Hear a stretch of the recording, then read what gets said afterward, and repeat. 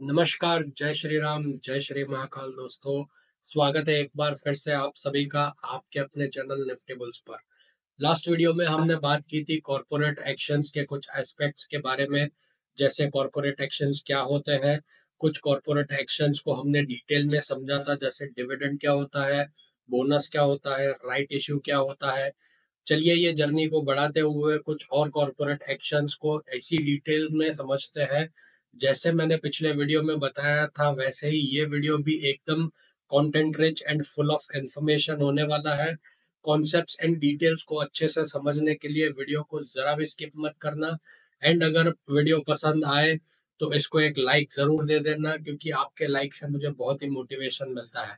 अगर चैनल पर नए हो तो इसको सब्सक्राइब करके बेल नोटिफिकेशंस ऑन करना मत भूलना, ताकि आपकी लर्निंग्स रुक ना जाए। चलिए लर्निंग शुरू करते हैं बिना किसी देर के। सबसे पहले आज हम बात करेंगे कॉरपोरेट एक्शन की, जो कि है स्टॉक स्प्लिट। स्टॉक स्प्लिट में कंपनी अपने शेयर्स का फेस वैल्यू कम करती है और नंबर ऑफ शेयर्स बढ़ा देती है, ताकि टोटल कैपिटल सेम रहे।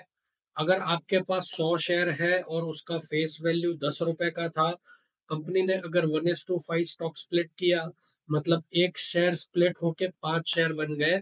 अब आपके पास उसके 500 शेयर हो जाएंगे, लेकिन फेस वैल्यू जो है वो 10 रुपए से कम होके 2 रुपए हो जाएगा। टोटल वैल्यू सेम रहती है। मान लो पहले आपके पास जो 100 शेयर थे 10 रुपए के, उसका टोटल इन्वेस्टमेंट था 1,000 रुपए, और बाद में 500 शेयर हो जाएंगे 2 रुपए की कीमत के, तो इन्वेस्टमेंट वही 1,000 रुपए का रहेगा। रियल लाइफ एग्जांपल की अगर मैं बात करूं तो स्टेट बैंक ऑफ इंडिया ने नवंबर 2024 में स्टॉक स्प्लिट किया था और फेस वैल्यू 10 रुपए से 1 रुपए का कर दिया था। शेयर प्राइस जो वो टाइम पे 2700 रुपए के आसपास चल रहा था, वो स्टॉक स्प्लिट होने के बाद लगभग 270 रुपए हो गया। एंड शेयर होल्डर्स के पास 10 गुना ज्यादा शेयर्स हो गए थे। क्यों करती है कंपनी ये सब? जब शेयर प्राइस बहुत ज्यादा हो जाती है, जैसे 2,000 या 3,000, तो छोटे इन्वेस्टर्स के लिए वो खरीदना मुश्किल हो जाता है। स्टॉक स्प्लिट से प्राइस कम हो जाती है और ज्यादा लोग पार्टिसिपेट कर सकते हैं। इम्पैक्ट क्या होता है इसका? आपके लिए शेयर्स की संख्या बढ़ जाती है और सस्ता प्राइस आपको साइकोलॉजिकली अच्छा लगता है। मान लो आपका एक स्टूडेंट हो और आपके पास 5,000 में इन्वेस्ट करने के लिए पहले एक शेयर 2700 का था, तो आप सिर्फ एक शेयर खरीदते। स्प्लिट के बाद 270 रुपए का अगर वो शेयर हो जाता है, तो आप 18 शेयर खरीद सकते हो। स्टॉक मार्केट पे ये लिक्विडिटी बढ़ाता है, क्योंकि ज्यादा शेयर्स ट्रेड होने लगते हैं। लेकिन याद रखो, इससे कंपनी का प्रॉफिट या बैलेंस शीट पे कोई इकोनॉमिक चेंज नहीं होता। तो अर्निंग्स पर शेयर और बुक वैल्यू पर शेयर कम हो जाती है। फिर भी आपका ओवरऑल ओनरशिप जो है वो सेम रहेगा। इकोनॉमी के लिए ये एक मार्केट पार्टिसिपेशन बढ़ाता है, जो ट्रेडिंग एक्टिविटी को बूस्ट करता है। ये पैटर्न समझना इसलिए जरूरी है, क्योंकि आप इसको देख के देख सकते हो कि कैसे कंपनी अपने स्टॉक को एक्सेसिबल बनाती है। अब इसके ऑपोजिट पे चलते हैं। जो स्टॉक स्प्लिट है उसका एग्जैक्ट ऑपोजिट कॉर्पोरेट एक्शन होता है शेयर कंसोलिडेशन। ये स्टॉक स्प्लिट का उल्टा है। इसमें कंपनी शेयर्स का फेस वैल्यू बढ़ा देती है एंड नंबर ऑफ शेयर्स कम कर देती है। अगर आपके पास 500 शेयर्स है, फेस वैल्यू ₹2 का है, कंपनी ने 5:1 का कंसोलिडेशन डिक्लेयर किया, मतलब 5 शेयर कंबाइन होके एक शेयर बन जाएगा। अब आपके पास 100 शेयर हो जाएंगे, लेकिन फेस वैल्यू उसका ₹10 हो जाएगा। टोटल कैपिटल सेम रहता है, जैसे स्टॉक स्प्लिट में हमने देखा था। वैसे ही इसमें पहले आपके पास 500 इंटू 2, मतलब 1,000 का आपके पास स्टॉक था, और बाद में 100 इंटू 10, वही 1,000 रुपए का आपके पास कैपिटल इन्वेस्टमेंट रहेगा। एक हाइपोथेटिकल एग्जाम लेते हैं। मान लो एक कंपनी का शेयर ₹5 था, जो बहुत कम था, और इन्वेस्टर्स को लगता था कि ये बहुत ही चीप स्टॉक है। स्टॉक ने 5:1 का कंसोलिडेशन के बाद प्राइस थियरी को ₹25 हो जाता है, ताकि स्टॉक ज्यादा प्रीमियम लगे। क्यों करते हैं कंपनीज ये? अगर शेयर प्राइस बहुत कम हो, जैसे 5 रुपए या 10 रुपए, तो इन्वेस्टर्स को परसेप्शन नेगेटिव हो सकता है और कंपनी अपने स्टॉक को ज्यादा वैल्यूएबल दिखाना चाहती है। तो इम्पैक्ट क्या है? आपके लिए शेयर्स की संख्या कम हो जाती है, लेकिन जो प्राइस है उसका वो थोड़ा बढ़ जाता है। और ज्यादा प्राइस से स्टॉक के इमेज बेहतर लगता है। तो मान लो आप एक लॉन्ग टर्म इन्वेस्टर हो और कंसोलिडेशन के बाद आपके 100 शेयर ₹25 पे ट्रेड कर रहे हैं। ये आपको कॉन्फिडेंट फील कराता है। और स्टॉक मार्केट पे शेयर्स की संख्या कम होने से शेयर मैट्रिक्स पे ज्यादा अर्निंग्स और शेयर पर बुक वैल्यू पर बेहतर उसके वो अनुमान आते हैं। लेकिन टोटल वैल्यू पे कोई असर नहीं होता। इकोनॉमी के लिए ये परसेप्शन चेंज करता है, लेकिन डायरेक्ट इकोनॉमिक बेनिफिट कम होता है। ये समझना जरूरी है कि कंपनी क्यों, आप मार्केट की साइकोलॉजी और कंपनी की स्ट्रेटेजी को ट्रैक कर सकते हो। चलो अब एक और बड़ा टॉपिक लेते हैं जिसका नाम है मर्जर एंड एक्विजिशन। ये कॉरपोरेट एक्शन ओनरशिप स्ट्रक्चर बदल देते हैं। मर्जर में एक कंपनी एक्वायरर और दूसरी कंपनी टारगेट का शेयर खरीद लेती है और टारगेट कंपनी खत्म हो जाती है। उसके असेट्स और उसकी लायबिलिटीज एक्वायरर ले लेती है। एक्विजिशन में एक्वायरर टारगेट के ज्यादातर शेयर्स खरीद लेती है, लेकिन दोनों कंपनीज अलग अलग एग्जिस्ट कर सकती है। कंसोलिडेशन में दो कंपनीज मिलके एक नई कंपनी बनती है और पुरानी कंपनीज खत्म हो जाती है। मोटिव्स क्या होते हैं ये सब करने के? तो पहले सिनर्जी, दोनों कंपनीज की अलग अलग स्ट्रेंथ कंबाइन होके ज्यादा एफिशिएंसी लाती है। एंड जैसे कॉस्ट सेविंग्स या बेटर प्रोडक्शन, ये दो एस्पेक्ट्स होते हैं। दूसरे रेवेन्यू और मार्केट शेयर्स को इसमें बढ़ावा मिलता है। जैसे दो कॉम्पिटिटर्स मर्ज करेंगे तो बड़ा प्लेयर बन जाएंगे। और तीसरा जो है वो है डाइवर्सिफिकेशन, जियोग्राफिकल या बिजनेस वाइज। जैसे एक कंपनी दूसरे देश की कंपनी खरीद ले तो इसका जो इम्पैक्ट है वो ग्लोबल फैक्टर्स पे भी पड़ता है। चौथा रीजन है कि टैक्स बेनिफिट्स, एक profitable company loss making company को खरीद सकती है ताकि एक टैक्स का शील्ड मिले। रियल लाइफ एग्जांपल की अगर मैं बात करूं तो वोडाफोन इंडिया और आइडिया सेल्युलर का मर्जर 2018 में हुआ था, जिससे वोडाफोन आइडिया बना इंडिया का सबसे बड़ा टेलीकॉम ऑपरेटर, जिसका मार्केट शेयर 35% से ज्यादा हो गया था। चलिए अब इसके रूल्स थोड़े से डिस्कस कर लेते हैं। सेबी के substantial acquisition of shares and take over regulations, जो 1997 के अंडर अगर कोई एक्वायरर 25% से ज्यादा शेयर खरीदता है तो वो पब्लिक शेयर होल्डर्स को ओपन ऑफर देना होता है ताकि उन्हें एग्जिट का चांस मिले। इम्पैक्ट क्या होता है? तो आपके लिए, अगर आप टारगेट कंपनी के शेयर होल्डर हो तो आपको एक्वायरिंग कंपनी के शेयर्स या कैश मिल सकता है। अगर आपके पास 100 शेयर है टारगेट कंपनी के और मर्जर में आपको 50 शेयर एक्वायरिंग कंपनी के मिलते हैं, ये आपको पोर्टफोलियो डाइवर्सिफाई कर सकता है। स्टॉक मार्केट पे मर्जर से शेयर प्राइस ऊपर जा सकती है अगर डील सक्सेसफुल लगे, या नीचे अगर इन्वेस्टर्स को रिस्क दिखे। इकोनॉमी के लिए ये इकोनॉमीज ऑफ स्केल लाता है, जॉब्स क्रिएट करता है, लेकिन कभी कंपटीशन कम भी कर सकता है। ये समझना जरूरी है, क्योंकि आप मर्जर न्यूज से मार्केट ट्रेंड्स प्रेडिक्ट कर सकते हैं और अपने इन्वेस्टमेंट्स को एडजस्ट कर सकते हैं। चलिए अब नेक्स्ट कॉर्पोरेट एक्शन डिस्कस करते हैं, जो कि है डीमर्जर या स्पिन ऑफ। इसमें कंपनी अपने एक बिजनेस यूनिट को अलग करके एक नई कंपनी बनाती है। शेयर होल्डर्स को रिकॉर्ड डेट पे नई कंपनी के शेयर्स मिलते हैं, प्रोपोर्शनल तो उनके एग्जिस्टिंग शेयर्स। अगर आपके पास 1000 शेयर है पेरेंट कंपनी के, कंपनी ने अपना मान लो रिन्यूएबल एनर्जी का जो बिजनेस था उसको स्पिन ऑफ किया और 761:1000 का रेशियो में शेयर्स ऑफर किए, तो आपको 761 शेयर्स नई कंपनी के मिलेंगे। रियल लाइफ एग्जांपल की अगर मैं बात करूं तो अदानी एंटरप्राइज ने अप्रैल 2018 में अपना renewable energy business spin off किया था और अदानी ग्रीन एनर्जी लिमिटेड बना। शेयर होल्डर्स को 761:1000 रेशियो में शेयर्स मिले।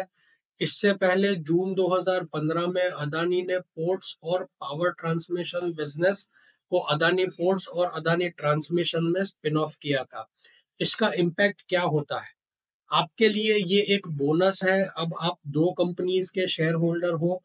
अगर आप एक लॉन्ग टर्म इन्वेस्टर हो तो आपके पास अब पेरेंट कंपनी के साथ साथ नई कंपनी के शेयर्स भी है जो अलग अलग ग्रो कर सकते हैं। स्टॉक मार्केट पे दोनों कंपनीज के शेयर अलग ट्रेड होते हैं और प्राइस मार्केट प्रेडिक्शन पे डिपेंड करती है कि कभी पेरेंट कंपनी का प्राइस कम हो जाता है लेकिन नई कंपनी का ऊपर हो सकता है। इकोनॉमी के लिए अगर मैं बात करूं तो ये फोकस बढ़ाता है। पेरेंट कंपनी अपने कोर बिजनेस पे ध्यान दे सकती है और नई कंपनी स्पेशलाइज्ड ग्रोथ पे ध्यान दे सकती है।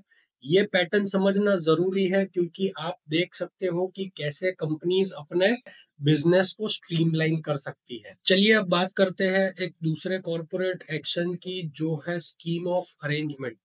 ये एक कोर्ट मॉनिटर्ड प्रोसेस है जिसमें कंपनी अपने क्रेडिटर्स या शेयर होल्डर्स के साथ कॉम्प्रोमाइज या अरेंजमेंट करती है। मान लो एक कंपनी प्रेफरेंस शेयर होल्डर को रिडीम नहीं कर पा रही तो वो एक स्कीम बनाती है जिसमें शेयर होल्डर्स अपना कुछ ओनरशिप क्रेडिटर्स के फेवर में छोड़ देते हैं। ये सेक्शन 230 के कंपनीज एक्ट 2013 के अंडर होता है। कंपनी उसके क्रेडिटर्स या मेंबर्स एनसीएलटी मतलब national company of law tribunal के पास जाते हैं और ट्रिब्यूनल एक मीटिंग ऑर्डर करता है जिसमें सब मिलके टर्म्स को फाइनल करते हैं।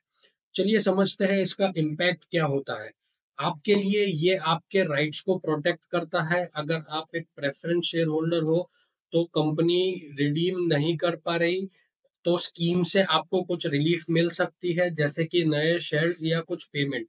शेयर स्टॉक मार्केट पे शेयर प्राइस पे असर पड़ सकता है। अगर स्कीम जो बनाती है कंपनी वो फेयर होती है तो स्टॉक प्राइसेस ऊपर जाते हैं वरना नीचे जाते हैं। इकोनॉमिक फ्रंट पे ये कंपनी को फाइनेंशियल स्टेबिलिटी देता है जो लॉन्ग टर्म में जॉब्स और ग्रोथ क्रिएट कर सकता है। एंड ये समझना इसलिए जरूरी है क्योंकि आप कंपनी की फाइनेंशियल हेल्थ पर अपने राइट्स को ट्रैक कर सकते हो। चलिए अब एक और कॉरपोरेट एक्शन जिसको बोलते हैं लोन स्ट्रक्चरिंग वो समझते हैं। जब कंपनी अपने लोन्स रीपे नहीं कर पाती तो वो लेंडर्स के साथ टर्म्स मॉडिफाई करती है जैसे लोन अमाउंट कम करना या इंटरेस्ट रेट डिक्रीज करना या रीपेमेंट का जो पीरियड है उसको बढ़ाना या लेंडर्स को कुछ इक्विटी दे देना। ये कंपनी और लेंडर दोनों के लिए फायदेमंद होता है। कंपनी डिफॉल्ट से बच जाती है और लेंडर को कुछ रीपेमेंट मिल जाता है वरना लोन जो है वो बैड डेट बन जाता है। प्रोसेस में कंपनी अपनी फाइनेंशियल पोजीशंस को एनालाइज करती है, लेंडर्स से मिलती है और एक सॉलिड बिजनेस प्लान देती है ताकि वो कैसे रीपे कर पाएंगे और बिजनेस को वापस से वो ट्रैक पे ले आएगी। For example real life example की अगर मैं बात करूं तो वोडाफोन आइडिया ने 2021 में अपने मैसिव डेट को रीस्ट्रक्चर किया था जिसमें गवर्नमेंट ने कुछ डेट को इक्विटी में कन्वर्ट कर लिया ताकि कंपनी सरवाइव कर सके। अगर मैं इसके इम्पैक्ट की बात करूं तो आपके लिए अगर आप शेयर होल्डर हो तो वो कंपनी को स्टेबल कर सकता है जिससे आपका इन्वेस्टमेंट सेफ रहे। अगर आपने 50,000 रुपए इन्वेस्ट किया है और रीस्ट्रक्चरिंग से कंपनी दोबारा प्रॉफिट बनाने लगती है क्योंकि उसका डेट रीस्ट्रक्चर हो जाए तो ये आपके शेयर्स की वैल्यू बढ़ा सकता है। स्टॉक मार्केट की अगर मैं बात करूं तो सक्सेसफुल रीस्ट्रक्चरिंग से इन्वेस्टर्स में कॉन्फिडेंस आता है और शेयर प्राइसेस ऊपर जा सकते हैं। इकोनॉमिक फ्रंट की अगर मैं बात करूं तो ये कंपनी को बचा सकता है, जॉब्स को सेव कर सकता है और इकोनॉमिक स्टेबिलिटी लाता है। ये समझना जरूरी है क्योंकि आप देख सकते हो कि कैसे कंपनीज क्राइसिस से इससे रिकवर कर सकती है। अब बात करते हैं एक ऐसे कॉरपोरेट एक्शंस की जिसको बोलते हैं बायबैक ऑफ शेयर्स। जब कंपनी के पास एक्स्ट्रा कैश होता है तो वो इसे तीन तरह से यूज कर सकती है। सबसे पहला है बिजनेस एक्सपेंड करने में, दूसरा है डेट कम करने में, या तो फिर शेयर होल्डर्स को वापस देने में। बायबैक में कंपनी अपने शेयर्स वापस खरीदती है और उन्हें एक्सटिंग्विश कर देती है, मतलब शेयर्स खत्म हो जाते हैं। ये टेंडर मेथड से प्रोपोर्शनेट ऑफर होता है, ओपन मार्केट से होता है, बुक बिल्डिंग से होता है, या ऑड लॉट होल्डर से हो सकता है। इसके मोटिव्स क्या होते हैं? तो सबसे पहले स्टॉक प्राइस बूस्ट करना। कंपनी को अगर लगता है कि उसका शेयर अंडर वैल्यूड है तो वो ये कॉरपोरेट एक्शन कर सकते हैं। दूसरा, एक्सेस कैश का यूज या यूटिलाइजेशन होना। जब प्रॉफिटेबल इन्वेस्टमेंट ऑप्शंस कम हो तो कंपनी यूजुअली बायबैक करती है। एंड थर्ड रीजन है कॉन्फिडेंस बिल्डिंग, मार्केट को दिखाने के लिए कि कंपनी स्ट्रांग है। एंड फोर्थ रीजन है टेक ओवर से बचना। पांचवा रीजन ये हो सकता है कि इक्विटी कम करके लेवरेज बढ़ाना। अगर मैं रियल लाइफ एग्जांपल की बात करूं तो टीसीएस ने अक्टूबर 2020 में 16,000 करोड़ का बायबैक किया था, जिसमें शेयर्स 3,000 पे खरीदे गए थे।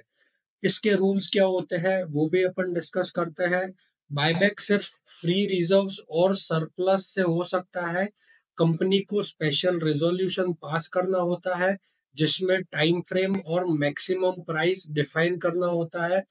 कंपनी डेट, फिक्स डिपॉजिट या डिविडेंड्स पे डिफॉल्ट ये बायबैक करने के बाद नहीं कर सकती। इसका इम्पैक्ट अपन समझते हैं। तो आपके लिए ये एक चांस है कि शेयर्स बेच के कैश ले लेना कंपनी से, या अगर आपको आपके पास 100 शेयर्स है और कंपनी 500 रुपए पे बायबैक कर ऑफर करती है तो आपको 50,000 कैश ले सकते हो, जो शेयर होल्डर्स होल्ड करते हैं। उनके लिए शेयर्स की संख्या कम होने से अर्निंग पर शेयर और बुक वैल्यू पर शेयर बढ़ जाती है, और शेयर प्राइस भी ऊपर जा सकता है क्योंकि स्टॉक मार्केट पे कॉन्फिडेंस बूस्ट करते हैं। इकोनॉमिक फ्रंट की अगर मैं बात करूं तो ये मार्केट में पैसा डालते हैं जो स्पेंडिंग और ग्रोथ को बढ़ाता है। ये समझना जरूरी है क्योंकि आप डिसाइड कर सकते हो कि शेयर्स बेचने हैं या उसको और लंबे टाइम के लिए होल्ड करने हैं। चलिए आखिरी जो कॉरपोरेट एक्शन है उसको डिस्कस करते हैं, जो कि है डीलिस्टिंग या रीलिस्टिंग। डीलिस्टिंग का मतलब है कंपनी अपने शेयर्स को स्टॉक एक्सचेंज से परमानेंटली हटा देती है। ये दो तरह से होता है, कंपलसरी जब कंपनी सेबी या लिस्टिंग अग्रीमेंट के रूल्स फॉलो नहीं करती, या वॉलेंटरीली जब कंपनी प्राइवेट जाना चाहती है। वॉलेंटरीली डीलिस्टिंग में प्रमोटर्स शेयर होल्डर्स को एग्जिट चांस देते हैं रिवर्स बुक बिल्डिंग से। इसमें प्रमोटर्स एक फ्लोर प्राइस सेट करते हैं और शेयर होल्डर्स अपनी प्राइस बिड करते हैं। प्रमोटर्स बिड एक्सेप्ट कर सकते हैं या रिजेक्ट कर सकते हैं, या उनको काउंटर ऑफर दे सकते हैं। डीलिस्टिंग तब होती है जब प्रमोटर होल्डिंग 90% से ज्यादा हो जाए और कम से कम 25% पब्लिक शेयर होल्डर्स पार्टिसिपेट करें। रियल लाइफ एग्जांपल की अगर मैं बात करूं तो वेदांता ने 2020 में वॉलेंटरीली डीलिस्ट की कोशिश की थी लेकिन कामयाब नहीं रही, क्योंकि काफी शेयर होल्डर्स ने हाई प्राइस डिमांड करी थी। डीलिस्टिंग के बाद पब्लिक शेयर होल्डर्स को 1 साल तक प्रमोटर से शेयर बेचने का हक होता है। रीलिस्टिंग के लिए सेबी के रूल्स कहते हैं कि वॉलेंटरीली डीलिस्टिंग के 5 साल बाद या कंपलसरी 10 साल बाद कंपनी को रीलिस्ट कर सकते हैं। इसके इम्पैक्ट की अगर मैं बात करूं तो आपके लिए डीलिस्टिंग आपसे शेयर बेच सकते हो, लेकिन अगर आप होल्ड करते हो तो लिक्विडिटी खत्म हो जाती है क्योंकि शेयर्स ट्रेड नहीं होते। अगर आपके पास 200 शेयर्स है और आप एग्जिट पे 300 रुपए पे बेच देते हो तो ये आपको 60,000 रुपए मिलता है। स्टॉक मार्केट से कंपनी गायब हो जाती है तो ट्रेडिंग बंद हो जाती है। और इकोनॉमिक फ्रंट की अगर मैं बात करूं तो ये ट्रांसपेरेंसी या कंपटीशन कम कर सकता है, लेकिन प्राइवेट जाने से कंपनी फ्री स्ट्रेटेजी बना सकती है। और ये समझना बहुत ही जरूरी है क्योंकि आप अपने इन्वेस्टमेंट को फ्यूचर को प्लान कर सकते हो। चलिए दोनों पार्ट्स जो हमने कॉर्पोरेट एक्शंस के बारे में डिस्कस किए उसको समराइज कर देता हूँ सारी चीजों को। तो आज हमने सीखा कि कॉर्पोरेट एक्शंस क्या होते हैं, कंपनी के वो डिसीजंस जो स्टॉक होल्डर्स या स्टेक होल्डर्स को अफेक्ट करते हैं। हमने डिविडेंड को देखा जो आपको एक एक्स्ट्रा इनकम देता है। राइट्स इश्यू समझा जो आपको सस्ते शेयर्स के चांस देता है।